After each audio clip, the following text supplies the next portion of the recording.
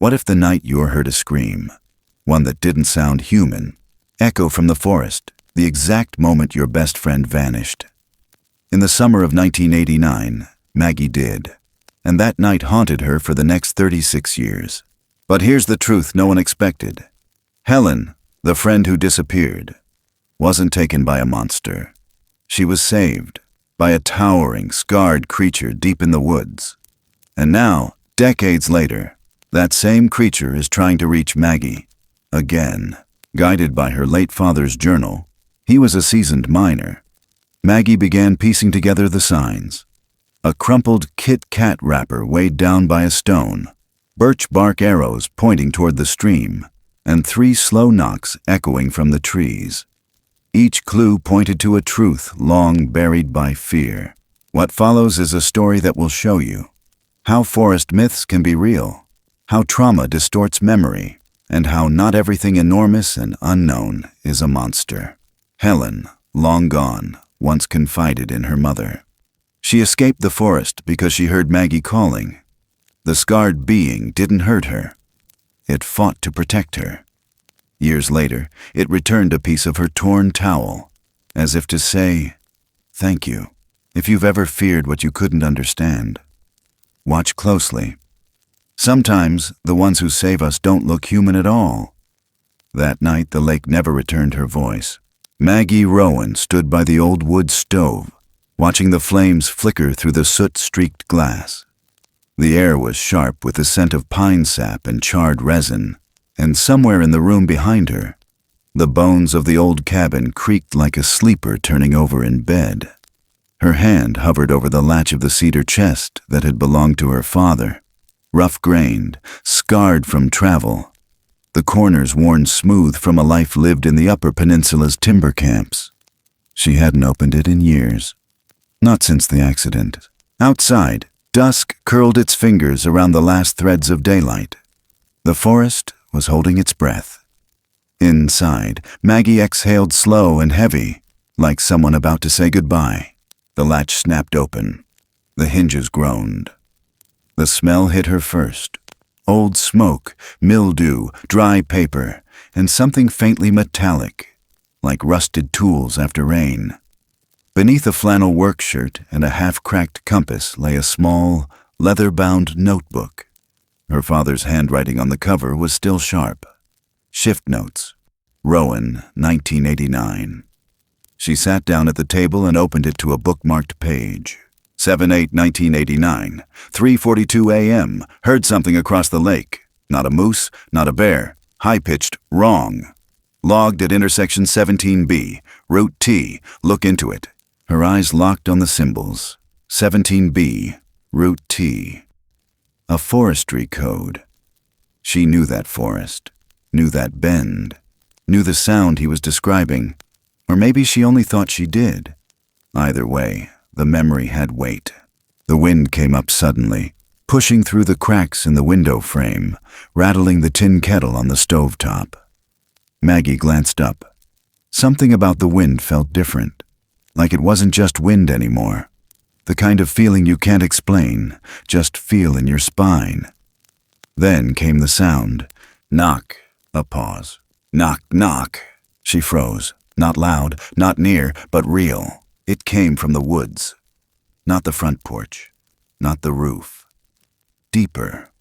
Like someone knocking from within a hollow tree trunk, far out, where the moss climbs high and the bark swells with secrets. She closed the journal with one hand and slid the leather strap back around it, fingers trembling. Her eyes dropped to the corner of the drawer she rarely opened. A yellow scrap of fabric peeked out. She didn't reach for it, not yet.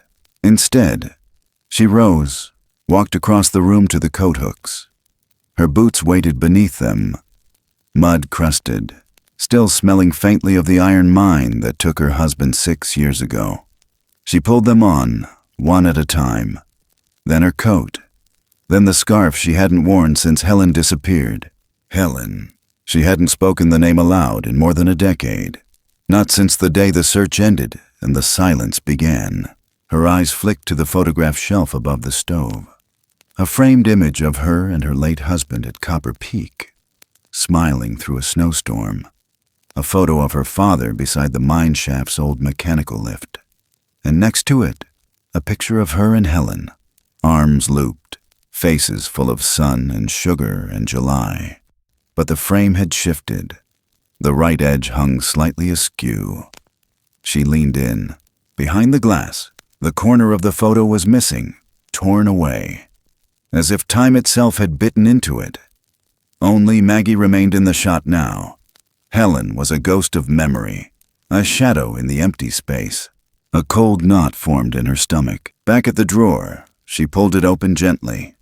The yellow cloth was still there, folded tight. A piece of a scarf, once whole, now just a torn square. She lifted it carefully, brought it to her nose. It didn't smell like Helen anymore, just old cedar and the faintest trace of something wild, something that made her chest hurt. She poured a cup of black tea, hands steady now, set it beside the notebook, sat down and let the silence breathe. For a while she stared into the wood grain of the table, following its lines like river paths on a map. Her eyes grew heavy, not with sleep, but with memory. The kind that doesn't fade, the kind that waits. The knock came again. 3, this time closer. Knock, knock, knock. She didn't flinch. Instead, she turned the lamp lower, the flame inside shrinking to an amber pulse. Then she stepped to the door, rested her palm against it. The wood felt warm, as if someone had been leaning on the other side not long ago. She didn't open it. Not yet. Instead, she moved to the table again, took out a piece of torn newspaper, scribbled something on it. Route T, 17B, Lake Edge. She folded it once, placed it in the journal, and looked out the window.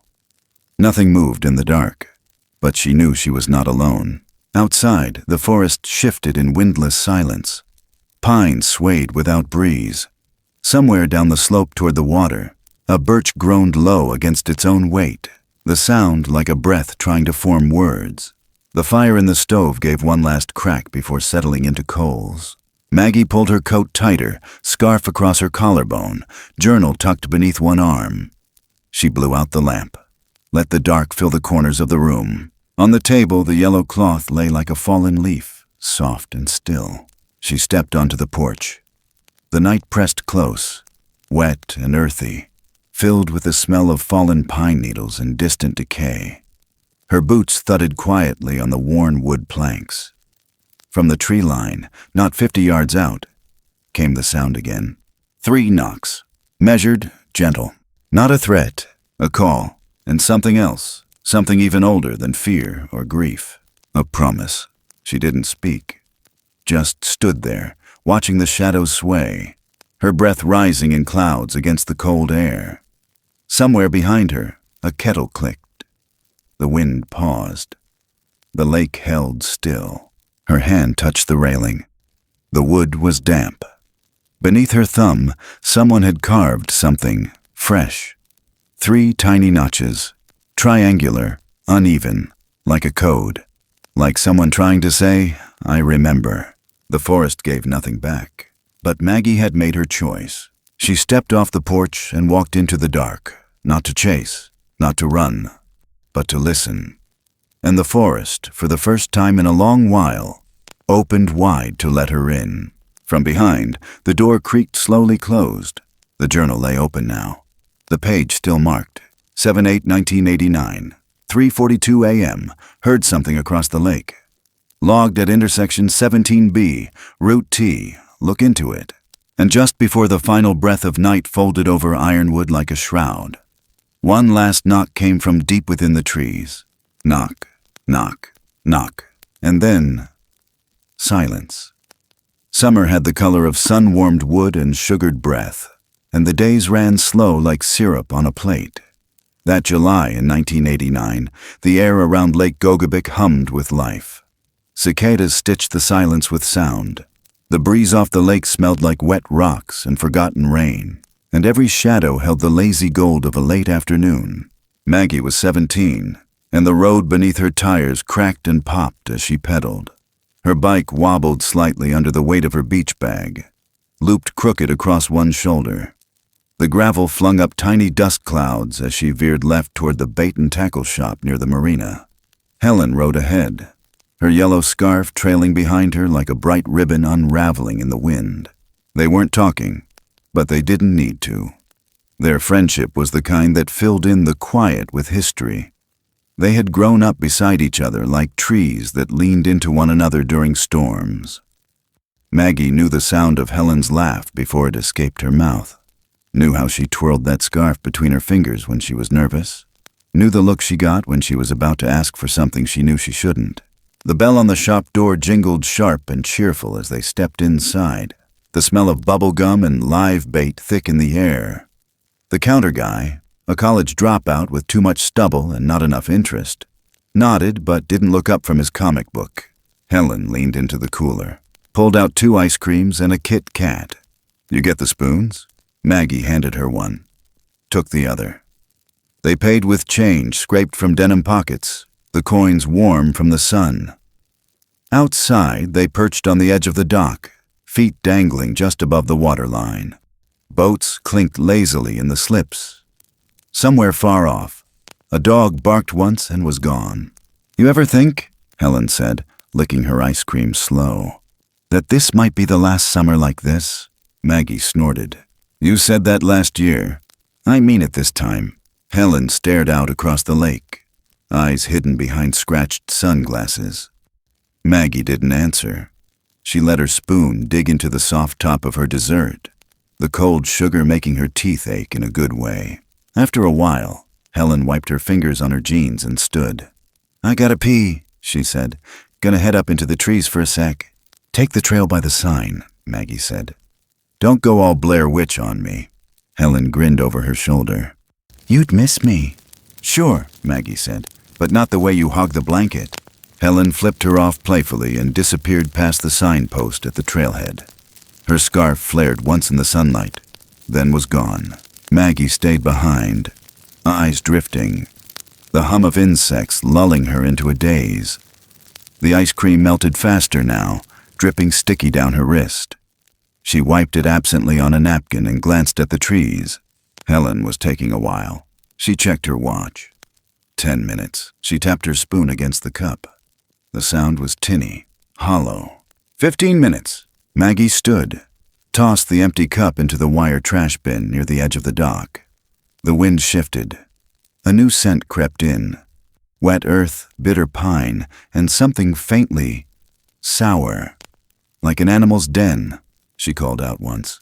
"Helen?" Nothing. Just the churning rhythm of the lake and the crackle of sunlight between the branches.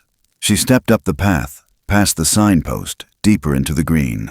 The forest swallowed sound.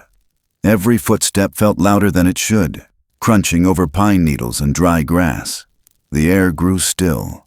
There, in the damp earth off trail, was a set of wet footprints. Bare, broad. Not quite human. Next to them, a flash of silver. Maggie crouched. A torn piece of Kit Kat wrapper lay stuck to the damp ground, creased and damp. The foil glinted like a warning. She picked it up. It was warm, fresh. Then she saw the grass, flattened in an arc, like someone had gone through in a hurry, or been pulled. She moved quickly now, her breath catching somewhere between her ribs. The trees grew tighter, the light dimmed. Something brushed her leg, a fern, or maybe something else. She didn't stop to check. "Helen!" she shouted again. A sound answered, but it wasn't her name. It was something else. Higher-pitched, rasping, wet and broken like a voice, twisted wrong. It came from deeper in. Maggie froze. Then came another sound. A scream, sharp and jagged, bouncing off the trunks like a ricochet. She ran. Branches slapped her arms, ferns tangled her ankles. The trail had vanished. There was only direction now, and instinct. She found nothing, just silence that folded in on itself like a clenched fist. The scream had stopped. The air had changed. She stood in a small clearing, chest heaving, fingers clenched into fists. A piece of fabric caught on a branch caught her eye. She reached up and pulled. It was yellow, ripped. The ends were frayed, one corner stained dark. She stared at it, the weight of it more than it should have been. The sound of her own breath was too loud. Her heart thudded like it was trying to warn her, like it had seen something her eyes hadn't yet. Then the lake swallowed all sound again. No birds, no insects, just a dense silence that rang in her ears like pressure before a storm. She backed away slowly, the scarf still in her hand. Her legs moved on their own, feet remembering the trail even if her eyes couldn't. She didn't remember reaching the cabin. She only knew she had when the screen door slammed behind her and the world felt real again. The scarf went into her drawer, folded tight, not to be touched. She didn't tell anyone. Not that night. Not the next day. The police called it a runaway.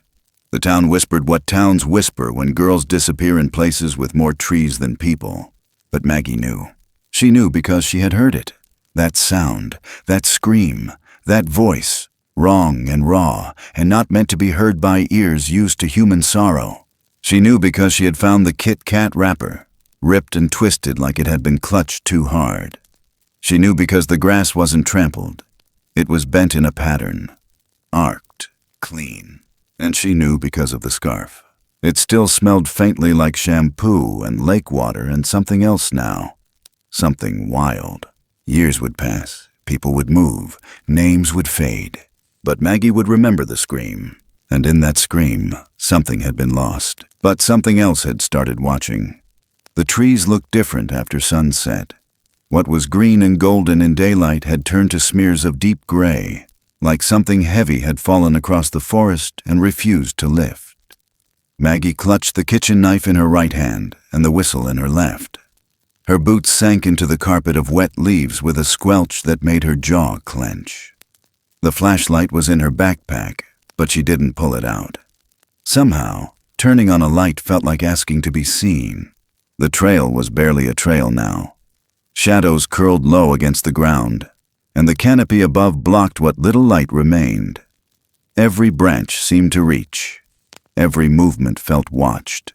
She called out again. "Helen!" Her voice cracked on the second syllable. It didn't bounce back.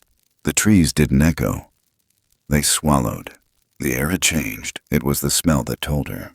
Thick and sour, clinging low to the dirt and moss.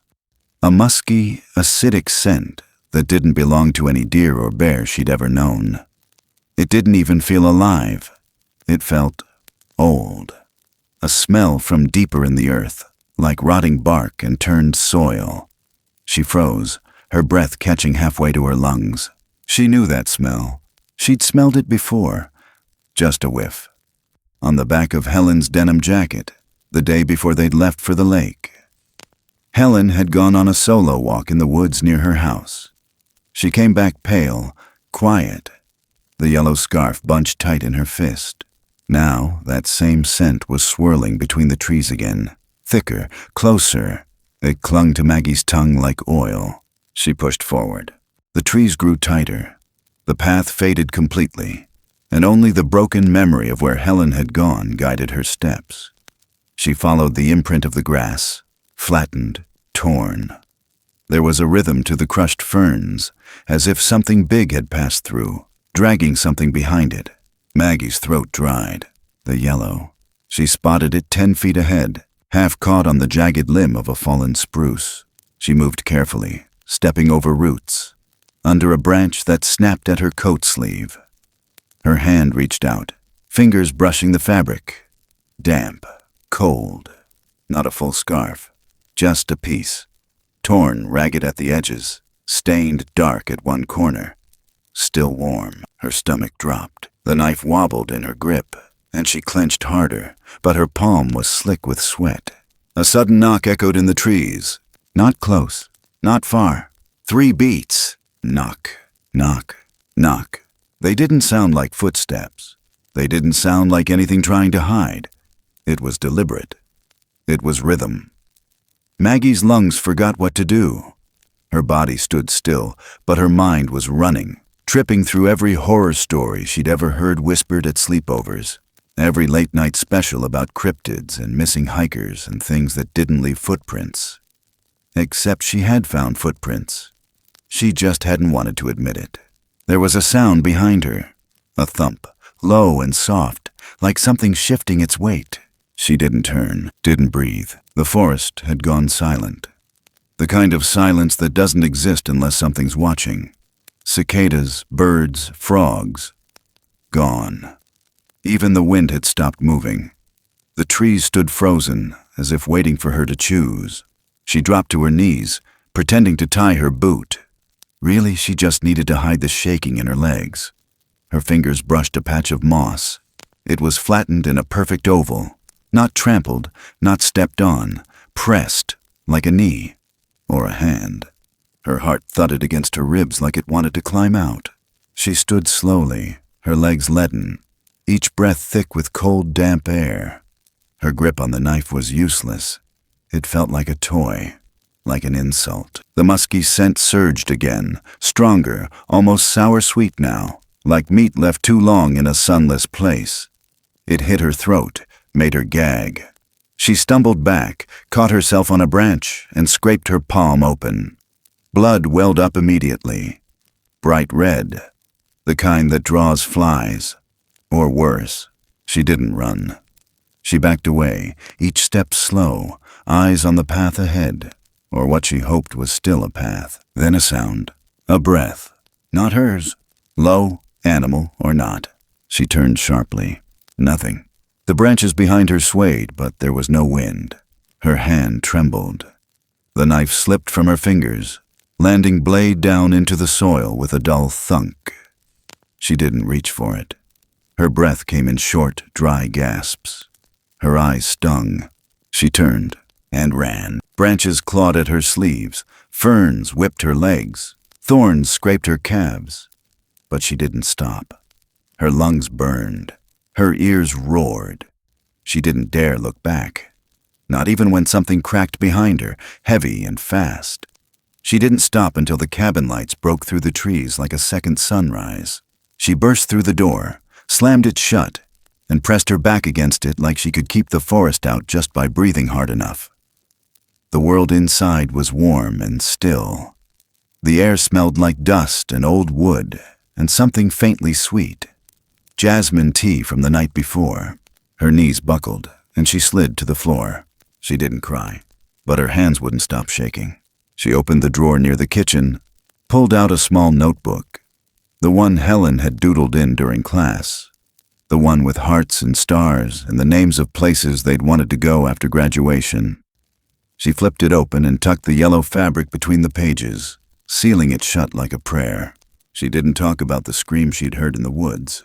Didn't talk about the knock. Didn't talk about the shape behind the trees that had stood too tall and too still. She buried it, all of it, until 6 years later. And now, in 1995, her own hand hovered above the journal she'd kept since that summer. The pages were stiff with time and silence. Her pen scratched slow across the paper. I let her go into the trees alone. She stopped, stared at the words. She didn't cross them out. Outside, on the porch of her cabin, the wind rattled something across the floorboards. She stood, unsure, walked to the door, opened it just enough to let the cold air sting her cheeks. There, resting on the wooden step, was a birch twig, folded, shaped into something unmistakable. A tiny boat, not made by wind, not dropped by chance. She bent down, picked it up, turned it slowly in her hands. The bark was smooth, fresh, bent carefully, tightly. The kind of thing you'd make if you had time. Memory. The forest stood quiet beyond the trees, but it was listening, and it remembered her. The cabin hadn't changed much. Dust still clung to the window panes like stubborn frost. The wood inside smelled the way it always had. Old pine soaked in memory, sharpened by age. Maggie stepped through the door like a woman stepping into a photograph. Her hand lingered on the frame. Her breath held just a second too long. The floor creaked beneath her boots in the exact way it used to when she and Helen snuck in late from the dock. Back when summer nights stretched forever and nothing truly bad had happened yet. Now, the house felt like it had been waiting. Not abandoned, not forgotten, just paused. She moved slowly, letting her fingers graze over surfaces that hadn't been touched in years. The table by the kitchen window, the warped floorboard near the stove, the corner where Helen used to drop her beach bag, the same way every time, like a ritual. The sunlight filtered through the west window, catching the floating dust and turning it gold. Maggie pulled the faded dish towel off the small dining table and found her mother's carving underneath. The initials LR scratched faintly into the grain, surrounded by a whittled flower. She traced them with one finger. Her mouth was dry. She hadn't meant to stay long. Just check things out. Maybe pick up what was left of the past and finally let it settle. But the air outside had changed since she arrived. The trees were too still, and the silence wasn't quite silence anymore. She lit the old oil lamp on the counter and set it in the window, just like her father used to do when he wanted deer to stay away from the garden. The flame glowed amber against the glass, flickering like it was afraid to commit. Then came the knock. Just one at first, soft, almost polite, then two more evenly spaced. Not rushed, not demanding, just there. She didn't move. She didn't need to. That rhythm had lived in the back of her mind for years, tucked in between the memory of a torn scarf and a scream that had no human shape. Her hand brushed the pocket of her jacket. Inside was the folded page from her father's journal. Route T, 17B. She had found the trail, had walked it, had stood where something had once stood, too tall and too still and too deliberate to be a trick of the forest. But this wasn't there. This was here, at the cabin. She stepped outside. The air was sharp, damp from the lake, tinged with something faintly metallic, like stone and water and wet bark. Gulls cried far off. The wind shifted, pulling the smell of wood smoke back through the trees, and under it, faint but real, was that scent again. Not rot, not animal, wild, deep, feral. Maggie turned toward the edge of the porch and froze. There, on the step, lay a crumpled piece of foil, old, wrinkled, torn. She bent down slowly, picked it up. Kit Kat. Same wrapper as before. Same kind Helen had in her hand that day. The tear pattern matched the one from the forest. Same angle, same rip down the middle. But this one was cleaner, like it had been pressed flat, smoothed with care. Her fingers shook. Beside the wrapper was a small arrow made from birch bark, its tip pointing toward the trail beyond the trees, the path that led toward the creek. Not the lake, the woods. The same direction her father had marked, the same route Helen had veered toward. Her eyes drifted to the edge of the forest. There, where the shadows thickened and the trees bunched close, stood a shape. Tall, still, no features, no movement. Not man, not deer, just presence. The lamp in the window behind her flickered hard. She didn't speak. She couldn't. The figure didn't advance. It didn't retreat either. It simply watched or waited. Maggie couldn't tell which. She backed toward the door slowly, trying not to blink too long. Every hair on her arm stood upright. Her boots scuffed the step. The figure shifted. A step, maybe two, then gone. Folded into the trees like a breath held too long. She stumbled inside and shut the door. Locked it, bolted it. She didn't care if it was foolish. She needed the sound of the lock to feel something was still under her control. On the table, the lamp's glow trembled. She reached into her coat pocket again, pulled out the old yellow fabric. The last piece. Still soft, still smelling faintly of cedar in her own fear. She hung it on the hook by the door, let it sway gently in the breeze from the cracked window. Something about the motion felt acknowledged. 3 knocks came again, soft, deliberate, like someone saying, "I see it." Or maybe I remember. She sat on the couch and stared at the door for what felt like hours.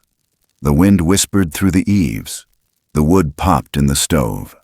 Night fell without warning, and the trees disappeared into black. Sometime near midnight, a voice broke the stillness. Not a scream, not words, just a low sound, somewhere between a groan and a hum, drifting from the woods like a lullaby sung by something too big to enter a house without tearing off the roof. She didn't move. She just closed her eyes and let it play. It had rained all morning. The kind of steady, whispering rain that never quite stopped, just faded in and out like someone breathing behind a closed door. Maggie stepped off the curb in front of the Marlowe nursing home with her collar pulled up against the mist, a paper bag under one arm, and her heart clutched tight in her chest like she'd been holding her breath since the cabin. She hadn't seen Ruth in years, not since the funeral. Even then, they barely spoke, just exchanged the kind of glance that knows too much and says too little. Maggie was 17 then, stunned and shivering in a church pew while the world quietly removed Helen from its records. Now, the building smelled like every nursing home she'd ever known. Bleach, paper, boiled vegetables, and that dry plastic tang of age. She signed in at the front desk without a word, nodded at the orderly, and took the long hall left, the one with the wall heater that buzzed faintly and made the whole corridor feel like a humidifier from hell. Room 108.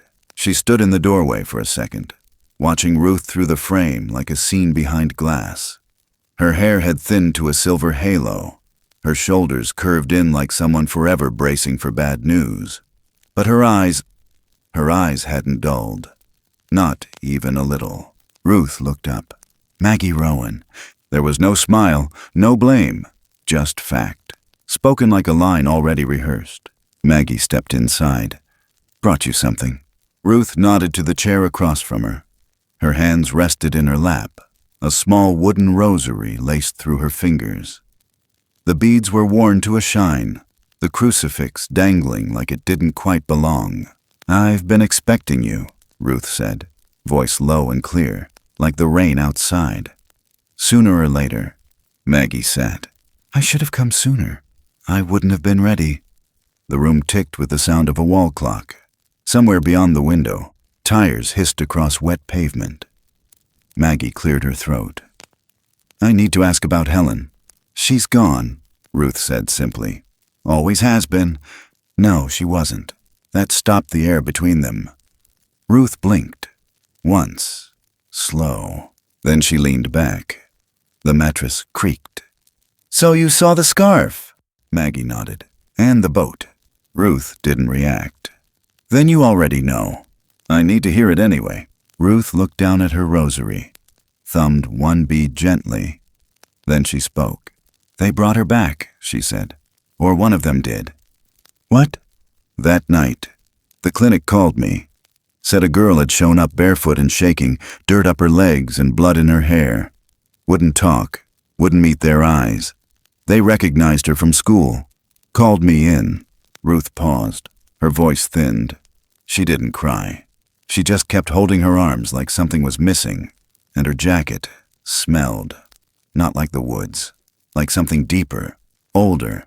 I thought it was just fear, trauma. But now, her eyes sharpened again. I know better. Maggie leaned forward, barely breathing. What did she say? Not much, but I remember what she did say. Ruth's gaze lifted, distant. She said, one of them had her. A giant. Hair like moss, skin like bark. It dragged her, by the hair, over the ridge, toward the rocks near the North Point. She blacked out. But then, something else came. Another one, bigger, angrier. It pulled the first one off her, threw it against a tree, screamed like thunder. She said it bled where it landed, and it didn't go after her, just stood still until she ran. Ruth's voice cracked, but only slightly. She said she heard someone call her name, from the trees, but no one was there. Maggie's mouth was dry. She was found alone? They said she wandered out of the woods on her own, that she was lucky. She didn't look lucky. No. Ruth's hands tightened around the rosary. She didn't sleep after that. Not properly. She couldn't be near windows. Wouldn't go outside unless it was full daylight. Flinched at every branch that tapped the glass. I thought, maybe it was just trauma, that it would pass. But it didn't. She left within the year. Moved to Minnesota. Never looked back. Never even said goodbye. Maggie looked at her shoes. I blame myself for letting her go into the woods alone. Ruth looked at her. Not angry, just tired. You were 17, not God. You were scared. She was too. That's how they get you, when you think you're safe, when you split apart. Maggie nodded once, then twice, as if she could force the guilt down into her chest and bury it there. She left something for you, Ruth said, almost gently. She reached into the drawer beside the bed and pulled out a small plastic bag. Inside, folded carefully, was a square of yellow fabric. I cut it from her scarf. She said if anything ever came back for her, good or bad, to show them this, that it might mean something. Maggie took the bag with both hands, suddenly fragile. She remembered? Her voice was barely a whisper. She never forgot, just couldn't live near it anymore. Ruth leaned forward, touched Maggie's hand. I don't know what you think is out there, but I know this. Whatever took her didn't finish the job, and whatever brought her back, it bled for it. They sat in silence. Then came the sound. From the hall, faint but unmistakable. 3 soft knocks. Maggie turned toward the doorway. No one there. Ruth smiled, not scared, almost peaceful. It hears us, she said. Outside, the rain had eased into a gentle mist. Ruth looked out the window, her voice a breath. Maybe it always has. The rosary clicked once more, and Maggie, clutching the piece of yellow cloth against her heart, finally understood that whatever had happened in those woods hadn't ended that night. It had only just begun. The forest didn't hum the way it usually did that time of year. It pressed in heavy and wet, the trees darker than she remembered, their trunks sweating with the weight of July. Maggie pulled off the road where the asphalt met the dirt and let the old truck idle a few seconds longer than necessary. The trailhead marker had long since lost its paint, but the shape remained. A rotted post leaning toward the woods like it too wanted to disappear. Route T. Her father's shorthand in the journal had led her back here. 17B. Maggie flipped the visor down, glanced again at the old map she'd marked in pencil the night before. A line traced the forestry roads, and another bolder line followed the memory of her father's note. Intersection 17B, strange sounds beyond the hollow. She folded the map carefully, tucked it into her coat, and stepped out. The air smelled of moss and old rain. Thunder muttered far off, but the sky above was still blue-gray, stretched thin with summer heat. She hiked slow at first, keeping to the edges where the ground was firmer, her boots sinking only slightly into the sponge of damp pine needles. The woods were quiet in a way that made every step sound intrusive. Birds were there, she knew. They had to be. But they weren't singing. Even the insects seemed to hold their breath. A half-mile in, the first real marker appeared. An old wooden footbridge stretched over a trickling stream, its slats green with lichen and bowed under the weight of years. She crossed slowly, remembering how her father once joked about trolls under bridges, the kind with rules and riddles and tolls. She wondered if he'd felt what she was feeling now, something watching but not near, not close enough to see, just aware. Like the forest had narrowed its eyes. Past the stream, the trail turned jagged and steep. She kept moving, brushing ferns aside, fingers trailing the bark for balance. Her breath came quicker now, not from exertion, from memory. The air had changed again. A scent clung to the ground, faint, bitter, and warm, like iron and wet leaves. The same scent Helen came home with, the same that hovered outside her cabin. It wasn't rot, it wasn't animal, it was something else. Territorial, ancient, the rock face appeared suddenly through the trees. A sheer wall streaked with rain-dark lines and tangled with climbing ivy. To its left, nearly hidden by brush, was the mouth of a cave, wide but low. She ducked under the ledge and felt the temperature drop instantly. Her breath turned visible. The air inside was wet stone and silence. Maggie paused, one hand pressed to the cave wall. Her palm came away damp. She stepped further in, boots careful against the slick ground. Her flashlight sliced through the dark, catching movement that wasn't movement. just shadows rearranging themselves. Then she saw them. 3 marks scratched into the stone wall, about eye level. Parallel grooves, spaced too far apart for any bear. Carved deliberately, with force. Not recent, but not ancient either. A message. Below them, on the cave floor, sat a small pile of stones. Arranged, not fallen. A pattern. 4 grouped tightly in a square, with one offset, pointing toward the rear of the cave. Maggie knelt down, inspecting. The arrangement wasn't random. Each stone was smooth, clearly chosen. Someone, something, had taken time. She looked up, let her light wander higher, catching on a patch of stripped birch bark wedged in a crack. Bark peeled carefully, not torn, rolled into a tube. She reached up and plucked it loose. Inside, packed tight, was a brittle old Kit Kat wrapper, torn down the middle, one corner curled. It matched the one from the porch, the one left outside Helen's room. Maggie swallowed hard, lips dry. Someone was communicating. Not with words, but with repetition. Ritual. Deeper in, her flashlight caught a depression in the cave floor. Mud and moss gathered in low areas where water had pooled, then dried. In the center, partially embedded in the soil, were 2 large footprints. She moved the beam in closer. One was full. 5 toes, broad heel, sunken deep. The other was smeared, dragged. Less defined, but unmistakably large. 1 toe missing. Maggie's stomach twisted. Not one creature. 2. She followed the drag line. It led toward the cave's back wall where a shallow recess opened into a narrow space. There, laid carefully, was a ring of braided grass. Not dropped, placed. A perfect circle, flattened slightly on one side, but intact. Maggie crouched low, staring at it.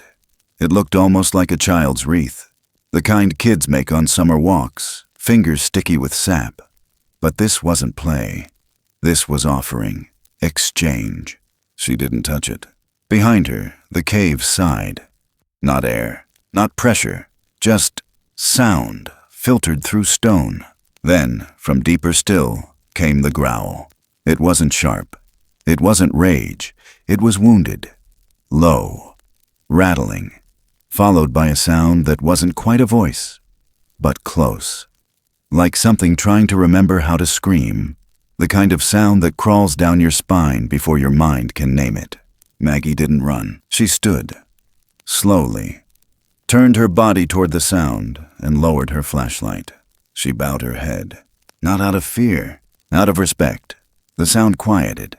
She backed away step by careful step, eyes never lifting, heart hammering but steady. The message was clear. This wasn't chaos. It wasn't savagery. It was system, language, boundary. She passed the rock pile again, now certain it was a marker. A warning to some, a welcome to others. When she stepped into daylight again, it felt too bright. The clouds had thickened while she was inside. The first fat drops of the storm began to fall, pattering against the leaves like something whispering in code. She didn't speak, didn't look back. As she neared the footbridge again, wind began to pull the trees sideways, the sky darkening fast. Thunder cracked, close now, the kind that shakes your ribs. Maggie ducked into her truck, slammed the door, and sat with both hands on the wheel, breathing hard through her teeth. She smelled like wet bark and smoke and something older than both. Rain slammed the windshield as the forest behind her vanished into mist. But it wasn't just weather anymore. It was warning or invitation. She started the engine and left the cave behind, but not the message. Never the message. The wind had teeth that night. It came in low across the lake, dragging rain with it like a torn net. Maggie moved through the cabin in silence, lighting the oil lamp with practiced hands. The room flickered as flame met glass, shadows swaying along the walls like they were trying to remember where they belonged. Outside, the trees bent, strained. Thunder rumbled somewhere out past the ridgeline, the sound rounding through the forest like a warning too old to be translated. She stood by the door with the scarf in her hand. Not the old piece Ruth had given her. This was new, clean, carefully torn from what was once whole. The yellow fabric felt soft, but strong, familiar. Her hands folded it slowly, threading it through the small hook on the porch beam. She let it hang there, fluttering in the wet air, golden even in the dark. Then she stepped back inside and waited. She didn't have to wait long. 3 knocks. Not on the door, not even close. They came from the woods again, steady, measured, as if echoing a memory rather than trying to startle. Each one softer than the last, but unmistakable. Like a voice trying to say, "I'm here." Or maybe, "I remember." The lamp danced beside her. She didn't reach for it. She just stood at the window, watching the edge of the tree line where the dark moved more deliberately than wind. The rain was thicker now, washing the porch, dripping through the roof line. The scarf twisted once in the gust, then settled. Then it stepped out. The shape came forward slowly, as if testing the boundary between what it was and what it had once done. Maggie's breath caught, but she didn't move. Not away, not forward. She simply stood, the door closed between them, the lamp warm against her back. The creature was tall, taller than any man she'd ever known. Built like a tree made of flesh and memory, covered in matted dark hair that clung to its body in strips, heavy from the storm. But it was the stillness that struck her. The way it moved like it belonged to the woods, not separate from them. Like it had roots instead of feet. Lightning flared behind it for just a second, and that was when she saw the scar. Along its left side, from the shoulder to the ribs, a deep line carved through the fur. White, puckered, old. It caught the light like glass embedded in flesh, not the one that dragged Helen. This one had bled for her. Its chest rose and fell slowly, not from exhaustion, from patience. Maggie opened the door. Just enough. Not an invitation, a recognition. She stepped forward, just 2 feet out, and set the items down, on the same porch boards that once held the birch boat and the wrapper. First, the Kit Kat foil. Smoothed flat again, edges sharp from time. She folded it once, gently, and placed it beside the scarf. Then the circle of grass from the cave. It was still damp, still intact. She placed it in front of the others and stepped back inside without closing the door. The flame from the lamp stayed steady. The creature waited. Then it stepped forward, slow, respectful. It didn't grab. It didn't rush. It knelt, awkwardly, like it hadn't done so in a long time, or ever. One massive hand reached out and touched the grass ring. Not lifted, just acknowledged. A breath gusted from its chest, low and long. And then, in its other hand, it reached into the matted fur around its waist and pulled something out. A thread, yellow, clean, not ripped, not weathered, woven. It placed it where the foil had been. A gesture, an answer. She felt something shift in her chest, just slightly. Something she hadn't let herself feel in years. Not forgiveness. Not yet. But something close. She whispered the only thing that came to her. "Thank you." She didn't know if it heard, but it looked up. Eyes met hers. Not human, but not empty either. Then, with one last glance toward the scarf above the door, it turned, walked back into the rain, each step fading slow into the trees. No rush, no shame, just gone. But it left the yellow strand behind, and something else. That night, the wind softened. The storm pulled its claws back. The trees outside the cabin stopped swaying and began listening again. The lake returned to its hush. The sky unknotted itself. Maggie closed the door softly, hands shaking. Not from fear, from understanding. She sat beside the lamp, the yellow thread in her palm. And for the first time in years, she didn't feel watched. She felt remembered. The lake held still that morning, like it had nothing left to say. Fog crawled along the surface in slow, lazy fingers, curling around dock posts and lifting in threads toward the treetops. It was early, too early for birds, too soft for wind, the kind of hour when memory feels loudest and the world doesn't interrupt. Maggie stood barefoot on the porch, her fingers wrapped around a chipped enamel mug, still warm from black tea. Her breath steady, slow. The cabin had grown quiet again. Not empty, just settled. The air inside no longer felt haunted, no longer waited for something to knock. There were no shadows crouching in corners, no heavy silence pressing against the window panes. Only light now, and time, on the little table beneath the front window. She'd made a place for the things she used to hide. She didn't tuck them away anymore. Didn't shove them in drawers or bury them behind books. Now they sat in a neat line, open to light, open to air. The faded square of yellow cloth, the crinkled foil wrapper, the grass ring, and the thread. Clean and gold, so fine it caught every shift of sun, like it wanted to be seen. They were tokens, not trophies, not warnings, just pieces of what happened, evidence of what endured. She'd stopped trying to explain it weeks ago. There was no neat language for it, no paragraph that could wrap itself around the truth and hand it to someone else. No one had asked anyway, and if they had, she wouldn't have lied. But she wouldn't have told the whole thing either. Some things were meant to be carried, not confessed. She folded the yellow cloth now, slow, careful, the way her mother used to fold dish towels when company left. She placed it beside the thread. Let it rest.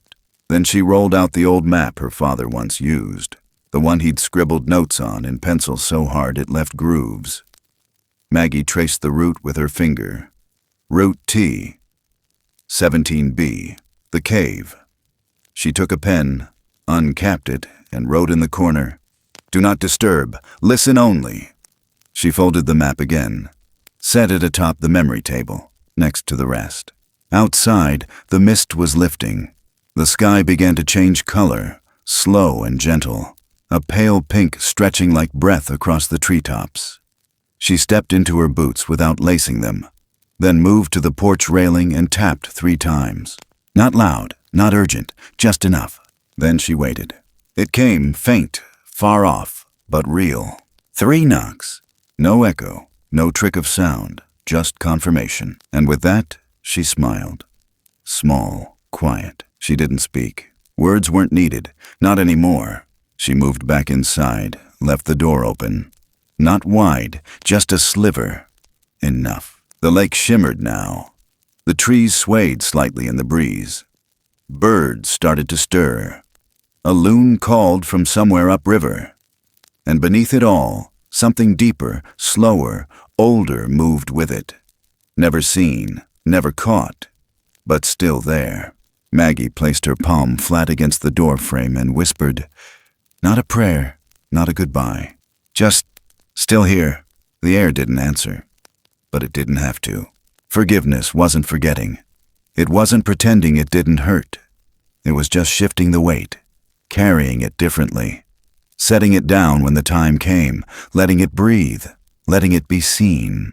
Behind the cabin, high up on the porch post, well above human reach, a new mark had appeared in the night. 3 long slashes. Precise. Intentional. Not meant to scare. A mark of presence, or maybe protection. And Maggie, without turning, nodded once, as if to say, "I know." And the woods, somewhere beyond the edge of what could be named, nodded back. Sometimes the things we fear the most aren't monsters at all, but memories we've buried too deep, truths we've refused to name, or kindnesses that come wrapped in something wild and unfamiliar. Not everything needs to be explained. Some stories are meant to be felt in the bones, not solved on paper. And maybe, just maybe, what we once thought was a haunting was actually a homecoming in disguise. There's a strange kind of beauty in the quiet spaces between understanding and letting go. In those silences where pain doesn't disappear but softens into something we can carry. In the shadows where the past no longer hunts us, but walks beside us like an old friend, asking nothing, only offering presence. When we choose not to run, not to fight, but simply to listen, that's where healing begins. Because forgiveness isn't forgetting. It's remembering differently. It's saying, yes, this happened, but it no longer owns me. It's the moment when grief doesn't vanish, but instead makes room for peace to sit beside it. It's how we grow back after being broken, how we begin again without needing to go back. And in this world, so full of noise and rush and sharp edges, sometimes the deepest wisdom comes in the form of 3 soft knocks, a thread left behind, or a gesture that means, I see you, I remember, I've made peace, too. So tonight, wherever you are, if you feel a presence that doesn't ask for explanation, if you catch a scent that doesn't belong to the room, or if you wake to silence so full it feels like a heartbeat, maybe you're not alone. Maybe something ancient, gentle, and full of memory still walks the edges of our lives, not to haunt, but to remind. Thank you for staying until the very end. If this story stirred something in you, grief, wonder, hope, or even just a shiver, feel free to share your thoughts in the comments below. We'd love to hear how it made you feel, what it made you remember, or simply what you're still wondering about. And if you'd like to walk through more quiet forests and forgotten truths with us, don't forget to like, subscribe, and follow the channel for more stories like this. Stories that linger after the lights go out and speak in the dark without ever needing words. We'll be here waiting. Just listen for the knocks.